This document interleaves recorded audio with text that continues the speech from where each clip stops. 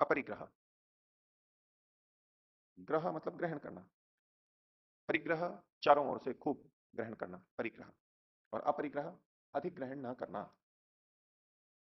थोड़े ग्रहण का निषेध नहीं किया जा रहा है, वो जीवन के लिए आवश्यक है, धन है, अन्न है, वस्त्र है, मकान है, पशु आदि है, जो भी है, जितना हमारे लिए आवश्यक है न्यूनतम, हमारे कार्य के लिए अनिवार्य है, उतना लेना उचित है। वो परिग्रह में नहीं आएगा, वो दोषप्रद नहीं है, उसका ये निषेध भी नहीं कर रहे।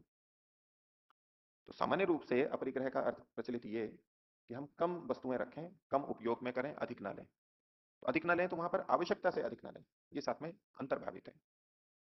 तो उस पर भी प्रश्न उठते हैं कि किसी ने अपनी आवश्यकता को बहुत बढ़ा रखा है, वो कहे जी मेरे को तो इतनी आवश्यकता है, किसी ने अपनी आवश्यकता को कम कर रखा है। तो अपरिग्रह की सीमा क्या माने, कहाँ तो कितनी जोड़ी कपड़े रखे तो अपरिग्रह है? कोई एक जोड़ी भी रखता है, कोई दो भी रखता है, कोई चार रखता है, कोई कहे जी मेरे को तो 20 जोड़ी चाहिए, मेरे को आवश्यक है। और कोई ऐसा अधिकारी हो बड़ा, उसके लिए कहीं अलग अलग जगह जाना होता है, उसके लिए ठीक है कहीं 20 भी हो सकता है, लेकिन 100 और 1000 रखे वो तो आवश्यक में कभी भी नहीं आएगा। ठीक है, 20 रख लिया, 30 रख लिया, किसी किसी को है, नहीं तो सामान्यतः 2 4 5 10 जोड़ी बहुत होते हैं।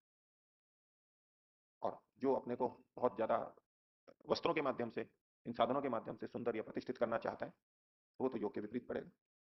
अपने उसके अपने धन का कमाया हुआ, मेहनत का होते हुए भी वो योग में बाधक बनेगा, इसलिए उसको सीमित किया गया। लेकिन ये अपरिग्रह भी किस दृष्टि से पालन किया जा रहा है, उसको व्यासी ने खोला है। क्यों अपरिग्रह का पालन करें और कितना करें? तो उन्होंने कहा विषयाणाम, विषयों का। विषय मतलब जिनका हम सेवन करते हैं, वो शब्द स्पर्श रूप रसगंध हो गए, उसी में ये सारे वस्त्र, भोजन, मकान, ये सब भी विषय के अंतर्गत में आएंगे, सभी जो हमारी चीजें हैं उन विषयों का। तो विषयों के अर्जन, रक्षण, क्षय, संग और हिंसा दोष के कारण से विषयाणाम अस्वीकरणम, विषयों को अस्वीकार कर देना, ग्रहण ना करना, अपरिग्रह, उसे अपरिग्रह कहते हैं।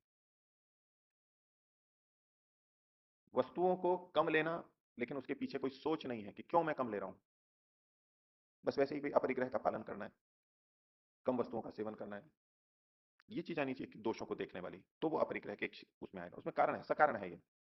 अब जिनके पास में साधन कम ही है, धन कम ही है, वो वैसे ही रहते हैं बस, लेकिन विषयों में ये दोष उनको दिखाई नहीं दे रहे हैं। अगर उनके पास साधन आ जाए, तो धन आ जाए, तो वो भी ज्यादा सेवन करने लग जाएंगे, ज्यादा चीजें खरीद लेंगे।